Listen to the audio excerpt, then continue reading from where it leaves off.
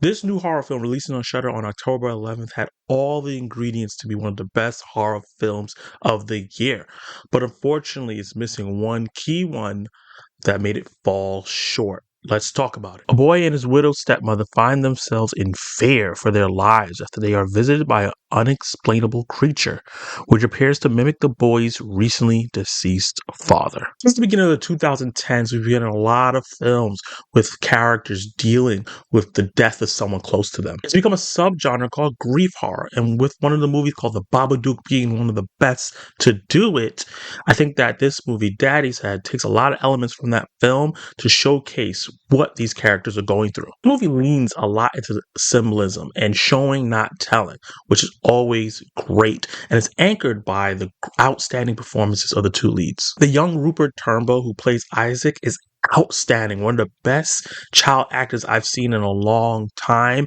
and he is grief-stricken after losing his father after he shortly just lost his mother. Now orphaned, he's basically stranded deep in the countryside with his stepmother named Laura. Her claims in this movie multiple times that she did not plan on being a mother. She kind of just fell in love with someone that had a kid, which is complicated as it is when you think about that kind of relationship.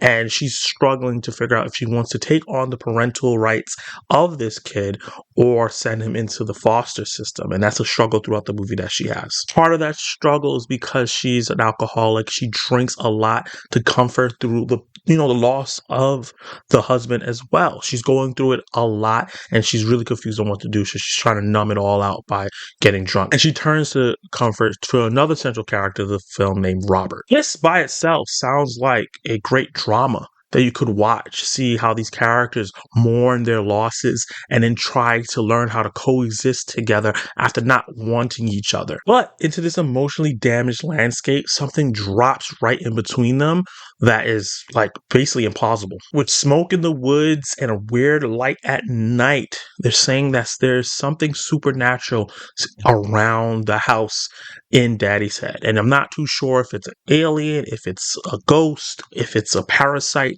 That's never really clear, but we know it's something unnatural. And after coming back from the husband's funeral, they are confronted by a weird creature that they find under their kitchen table. And as it zips out of the house straight through a window, breaking the window, the movie doesn't try to connect the dots on what's going on. It leaves you to infer by the clues that it lays out. And I really appreciate the film that it did that. Laura freaks out. She thinks it's just a weird animal at first, but when weird things start happening more and more after that day, she starts accusing Isaac of the reason why it's happening. Isaac, who is in such denial of his father's passing, is enamored with this creature because it mimics and looks like his father, and it pops up in some of the most scariest places that it could possibly pop up, like right out of your nightmares. The movie does a great job of presenting the emotional core of both of these characters without it becoming melodramatic. In a lesser film, when this young boy is saying, hey, my father is in this vent,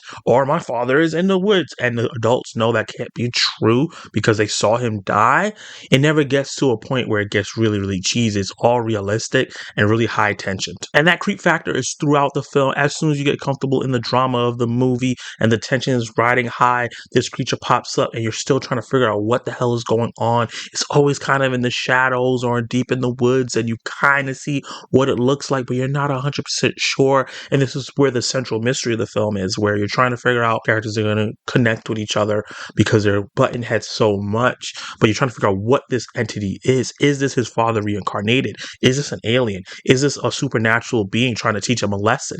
All those things are happening while there's visual clues throughout the film to what it could be. And on top of that, the set design and the cinematography are a character on themselves. The house is cold looking all the time. You can see the grief that is living in it just through the angularness of the house and the cinematography, how gray and blue and lifeless it looks. And then the creature's dwelling that it stays in is so angular and sharp and unnatural, it makes you feel like it's an immediate danger. And the tension keeps building, and it keeps you guessing up until the end. The only thing that holds this movie back, unfortunately, is the resolution of some things. While some of the final moments is kind of chilling and haunting, there are conversations and different kinds of things that I wish could have happened to give us, the audience, some closure on a lot of the things that were being built up throughout the movie. Not really on the horror side, but on the dramatic side between the two characters, that is kind of rushed through, unfortunately. It wasn't done sloppily. I just wanted to spend a little more time to kind of see how these characters panned out. Despite all that, I still think that Daddy's Head is worth a watch on Shudder, especially during spooky season. This movie has a lot of influences from Babadook and Under the Skin, and I think it does a great job of building tension and creep factor, which is what you need when you want to watch a horror movie during October. So with all that said, I'm going to give Daddy's Head a C+. The question of the day is, what is your favorite movie about grief? Drop your comments down below and let me know. And you can watch more of my content right now.